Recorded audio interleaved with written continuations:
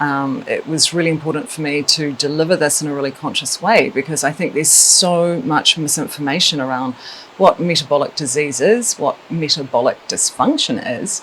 And I want to show you some of the early warning signs and also some of the really unexpected signs that nobody's talking about, right?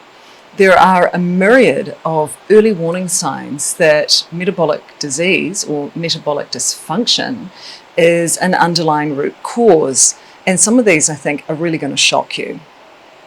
So first of all, let's clarify what a metabolic disease is, or a metabolic dysfunction is. Now, metabolic disease used to be called insulin resistance. Today, I don't know why they don't refer to it as that, because that is exactly what's going on in the body. It's not so sexy. I think there's been this rebranding of a condition to make it a little bit more appealing. And I think people really misunderstand exactly what insulin resistance is. There's also a common belief that insulin has one mechanism in the body, and that is to bond with glucose, to transport glucose either into the cells for the mitochondria to produce adenosine triphosphate, or ATP for energy, and also its second mechanism is to take excess energy, wrap a fat cell around itself to store that energy for later use. However, while that's one of the primary roles of insulin, insulin has a number of other mechanisms that we're not so educated in. And this is really what I want to share with you today, because it's going to be a big eye-opener for a lot of you to understand the subtle differences in how insulin actually works as a hormone in the body. So literally all chronic diseases that we can think of and know about are either directly caused by insulin resistance or are exacerbated by insulin resistance.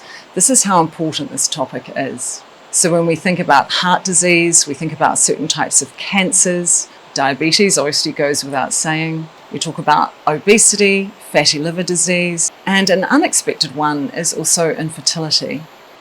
And there are a myriad of early warning signs that we may be insulin resistant. Now, some of these signs are probably going to shock you. So I'm going to give you the list, and then I'm going to elaborate on some of the big ones and explain why insulin and insulin resistance are behind them.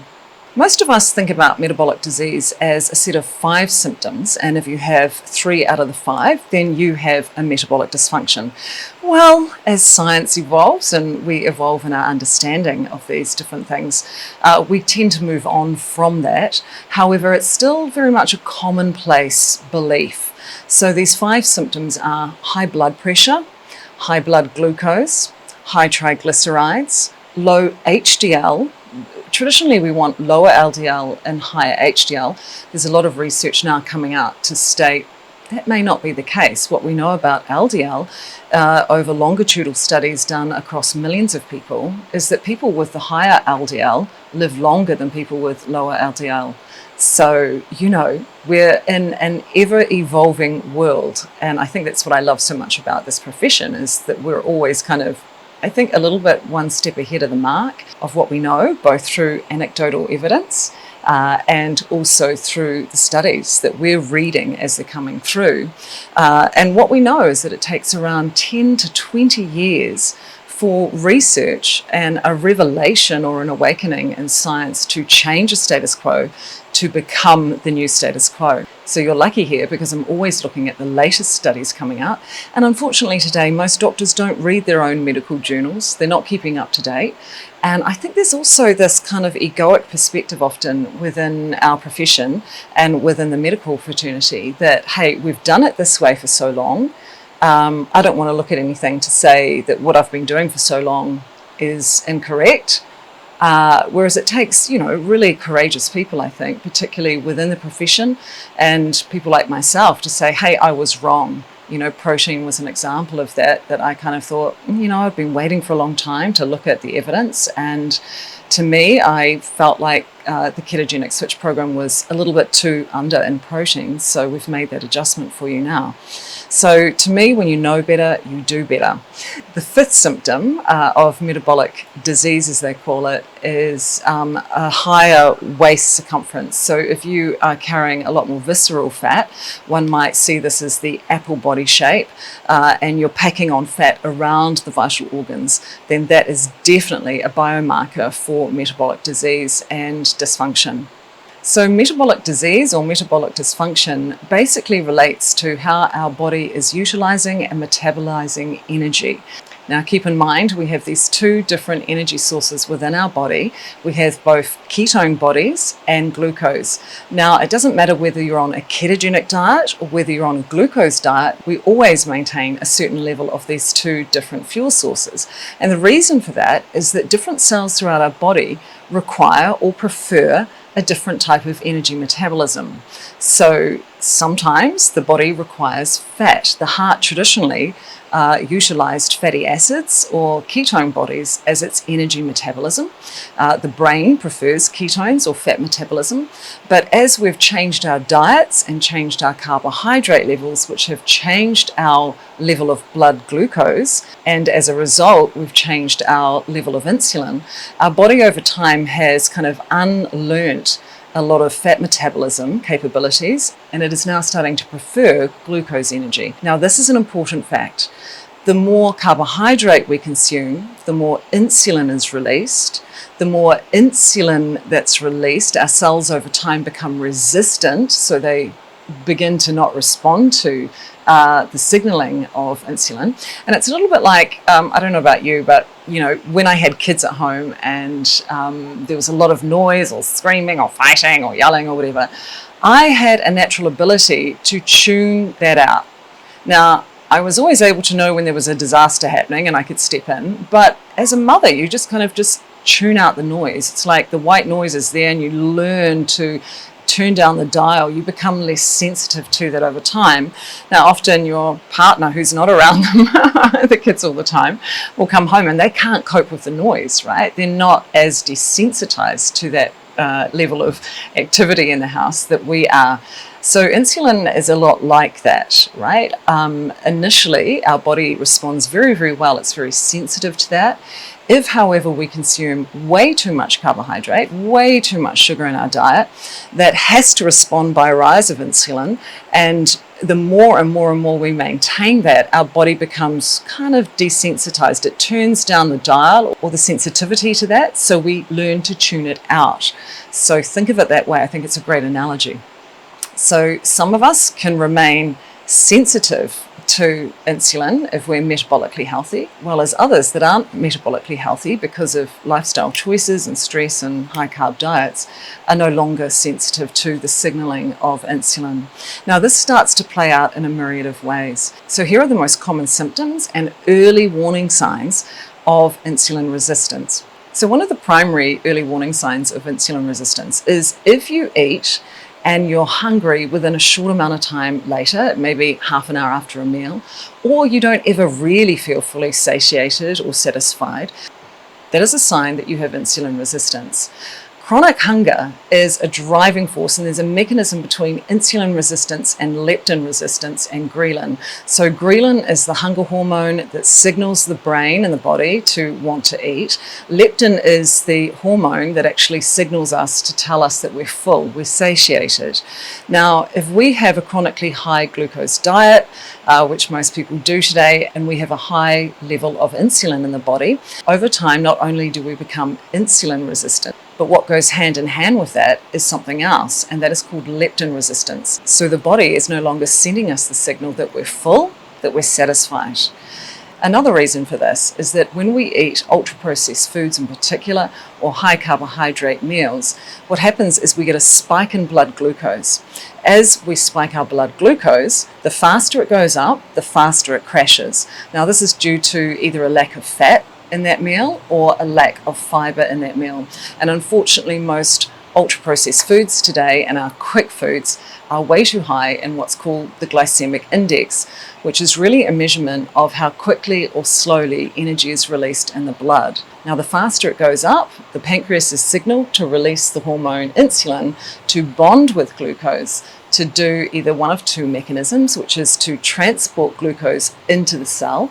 And it does that by coming up to the cell wall, it knocks on the cell wall, it opens up another door, which allows glucose to penetrate into the cells, and from there the cells are able to convert glucose into adenosine triphosphate or ATP through the mitochondria. Now, once all of the cells are full of energy, insulin will continue to try and put more energy in the cell, but the cells over time go, nope, I'm full, I'm good. So eventually insulin will actually respond to the cell signaling to say, no, we don't need this energy, so I'm going to turn this glucose into fatty acids and I'm going to put a fat cell around it and store that for later use. So another way of looking at this is, as our body becomes resistant to the signaling of insulin, no longer are we able to actually transport glucose effectively into the cells. There's another mechanism that starts happening as a result of high carbohydrate and particularly ultra-processed foods, and that is, on a cellular level, we begin to produce high levels of reactive oxygen species. Another term for that is ROS. Now, as high levels of reactive oxygen species are released throughout the body, there is a high level of antioxidant stress at the cellular level, which always increases our need for antioxidants to counteract that damage, to mop up essentially the result of dirty burning fuel at a cellular level. Now, as ROS increases in a cellular level, that can create something called apoptosis, and that basically means cellular death. Another mechanism of ROS, or reactive oxygen species, is that it deeply damages the health of the mitochondria itself. Now, the mitochondria are your battery pack.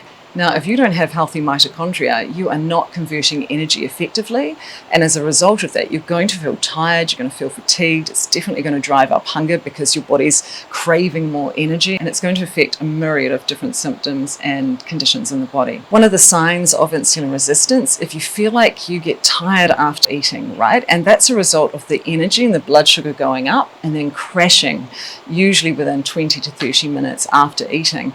There is a big saying that I have, and that is that most of our bad calories, probably 80% of the bad foods that we eat, are generally between 3 and 5 p.m. in the afternoon. Now, the reason for that is that we have been trained to get up in the morning, eat breakfast, which is generally high carbohydrate, we bump up our blood glucose, we spike our insulin, this crashes, we then feel hungry half an hour later, so we need a mid-morning snack, and we've also been taught that 6 meals a day is good, right? So we have our muffin, we then spike our insulin again, we then bump up our blood glucose, which spikes our insulin, it then crashes back down.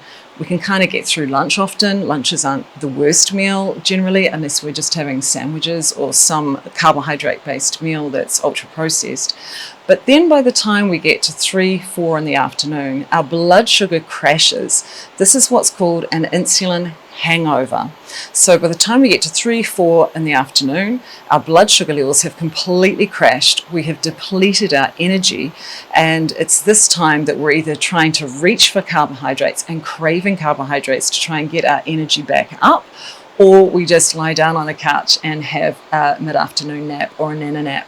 So these are really important signs that you are dealing with insulin resistance, that the foods that you're putting into your body, the information based on those foods, is causing a disruption in your energy sustainability. So if you can't sustain energy, what's going to happen? You're going to feel up, down all day. 3 to 5 p.m. is going to hit and you're going to crash. And then generally we have a reasonable dinner in the world today. So really dinner tends to be the most conscious meal that we have. That's why I'm a big advocate of looking at what you eat for dinner usually and bringing that in as your first meal of the day and certainly your last meal of the day. So you're making sure that you get adequate protein, which signals different pathways in the body to put your body into a repair mode, a rebuilding mode, instead of a mode of depletion. If we don't eat protein earlier in the morning, we are basically going into protein deficit. Our body starts breaking down essential muscle, and it's reaching for protein from other areas. So that first meal of the day is critical for you to have an adequate level of protein in it, so that your body breaks out of a catabolic state where it's wasting away protein and drawing upon protein reserves into an anabolic state where it's now building up protein and muscle within the body. Another symptom of this is having low endurance. If you start exercising and you get puffed or your muscles get really constricted when you begin to exercise, that has a relationship with lactic acid building up. It can also be related to cardiovascular restriction and restriction in blood flow. Now, some of the more uncommonly known signs are things like skin tags. If you have excessive skin tags, this could be a sign that you have insulin resistance within the body. Another sign of the skin is seeing a darkening of the skin in skin folds, either a thickening and or darkening of that. We often see that around the neck in people. This is a clear sign that insulin resistance is there. Now, you may not have other signs of metabolic dysfunction like high blood glucose or high blood pressure, but you can still be showing signs within the skin. Another skin symptom is acne. What we tend to see is the skin will start aging very rapidly, and all of these different signs of aging will kick in. And you might want to look at the skin as a window to the metabolic soul, right? So your skin is going to show you really what's going on in a deep cellular level. You can't Botox your way out of aging. It doesn't matter what you do cosmetically to your body. The real test and the real litmus test is the quality of your skin, how much collagen your body is maintaining, and how youthful your skin actually is. Another sign of insulin resistance is frequent urination. So if you're getting up in the middle of the night and needing to go to the toilet frequently, this is a sign also that you are insulin resistant. And by reversing insulin resistance, you'll find that you'll sleep better. I think this is potentially one of the big reasons why people start sleeping better on our programs. And that is really because we're reversing insulin resistance. So on that note, weight gain and obesity is the side effect of a healthy or unhealthy body. So if you are gaining weight or you find it really hard to lose weight and things that you used to do in the past no longer work, this is a clear sign that your body has become insulin resistant over time. Now, what I know as a perimenopause and menopausal weight loss expert is that the quality of our life that we've had and the diet, and particularly the information through the food we've given our body over time, reaches a tipping point around the change of life. And that is because what happens is that as we are coming into menopause, our estrogen levels begin to decline. And as a result of that, the body does a couple of things. One is that it signals the body to start storing more fat, and that is because fat cells release a form of estrogen. So the body's trying to create a homeostatic level where it's trying to maintain its hormones. So one might say that weight gain around the change of life is actually a healthy sign. However, the contradiction to that is that it is really showing us that our body is insulin resistant. So we may not have been insulin resistant, or there may have just been very early warning signs that we didn't pay attention to prior to the change of life, but all of a sudden the body cannot suppress or hide that anymore. So our body becomes insulin resistant, and that's why what we used to do in the past no longer works. So the only way to really reverse this situation is to reverse insulin resistance itself. Perimenopause and menopausal weight gain is related directly to insulin resistance and metabolic dysfunction. And that's why I say weight gain and obesity are a metabolic disease. They're a metabolic dysfunction. If we correct that pathway, then weight loss becomes a healthy side effect of actually healing the body at a deeper, more fundamental level.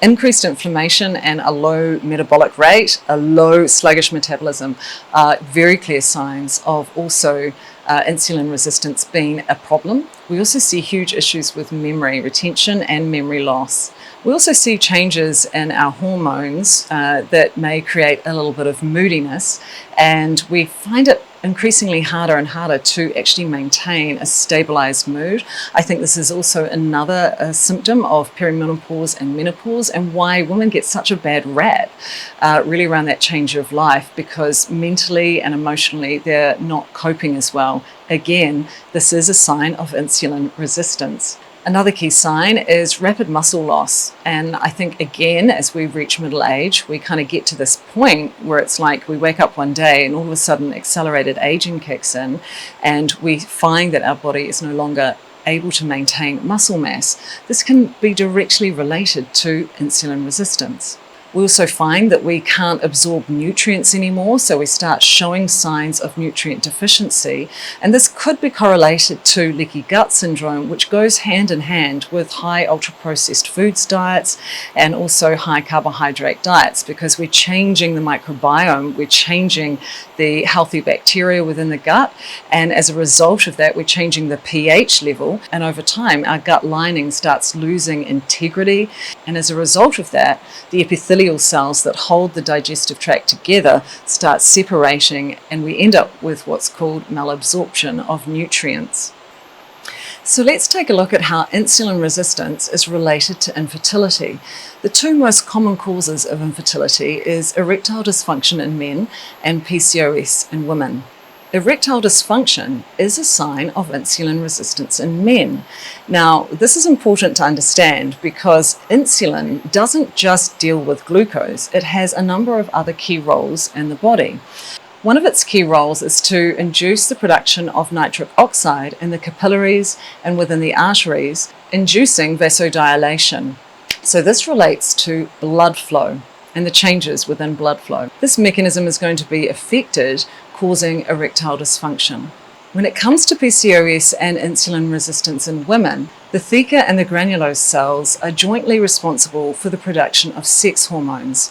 Now, what's little understood is that our estrogen actually begins its life as testosterone.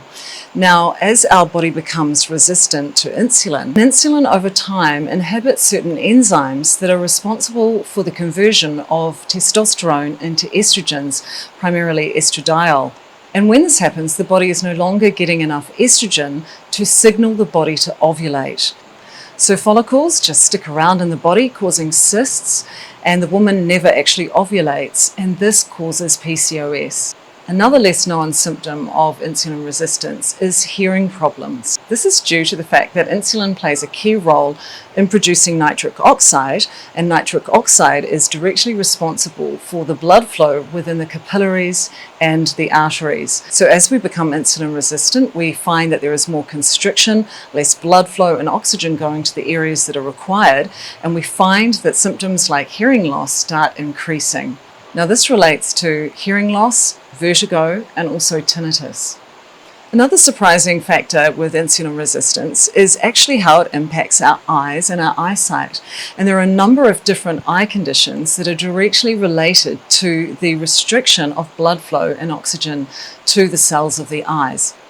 So we have a myriad of different eye symptoms which could be related to insulin resistance. One is diabetic retinopathy. Another one is macular degeneration.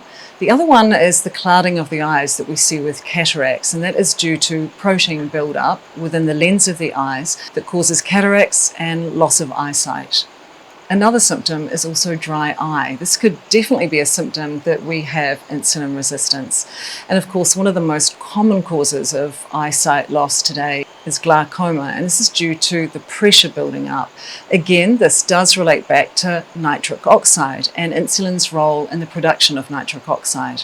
So as you can see, there is a myriad of unknown and unspoken about different signs and symptoms of insulin resistance that are impacting our daily lives, particularly as we age.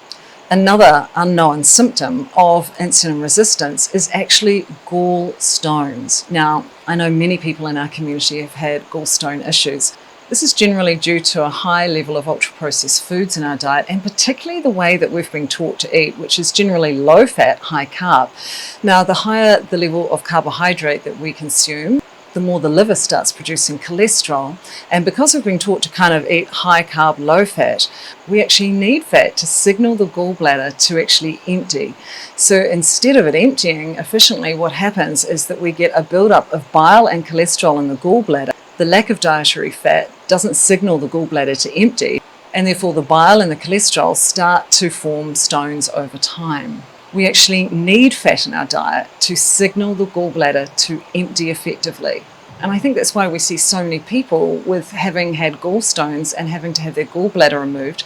And it really is a mechanism of insulin resistance, and the driving force being ultra-processed foods that are high in carbohydrate, causing a high spike in glucose and not enough quality fat for the gallbladder to be signaled to actually keep emptying. So over time, we see a build-up of gallstones in the gallbladder.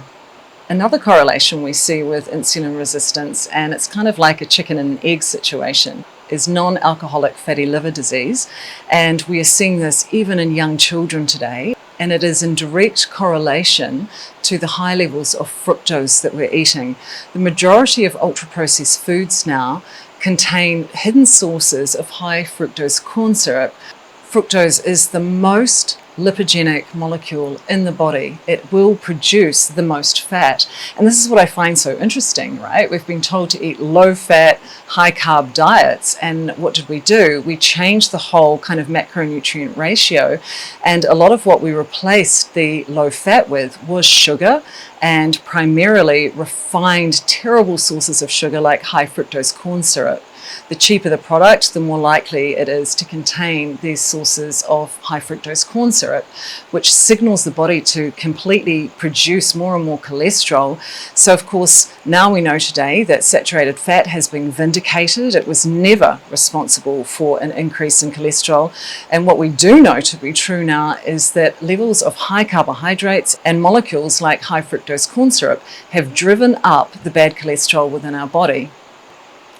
So as you can tell, metabolic dysfunction is far greater than what we realize. And a lot of these early warning signs are very, very subtle.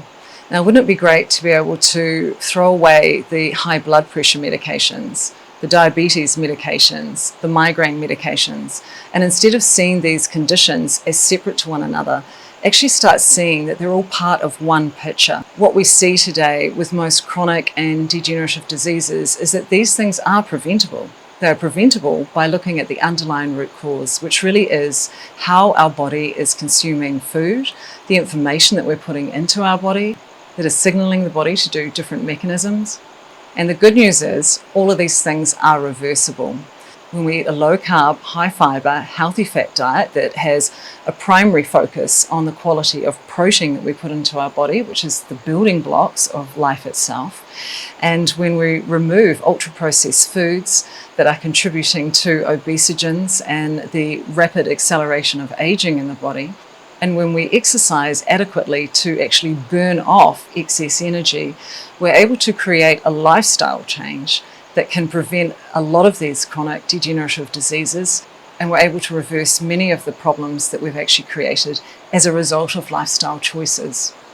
So I hope you enjoyed this live. I hope you learnt one or two things. I could do a whole day and deep dive into this actual topic for you. I tried to summarize some of the unknown side effects of insulin resistance and metabolic dysfunction for you. So I hope you've learnt a thing or two today. And as we go on across the year, I'll be able to deep dive more deeply into particular areas of this conversation with you. But I hope that what you've gained from this is just another boost of inspiration of why eating this way is so important, why prioritizing your metabolic health has to be a foundation for all of your health. And I hope that it inspires you to stay on track, get on track, and don't waver. Just remember that everything you put into your mouth is information. It's telling your body what to do, right? So be vigilant, be mindful, and make sure that you create those clean lines of what you're willing to put into your body and what you're not. You know, I walk into shops here in Bali now, the little mini marts and places like that, and I don't see a single food at all. Even trying to find nuts when I was doing a big road trip I didn't buy them because they were full of vegetable oils and ultra-processed ingredients. But I literally walk into these places here and all I see is poison.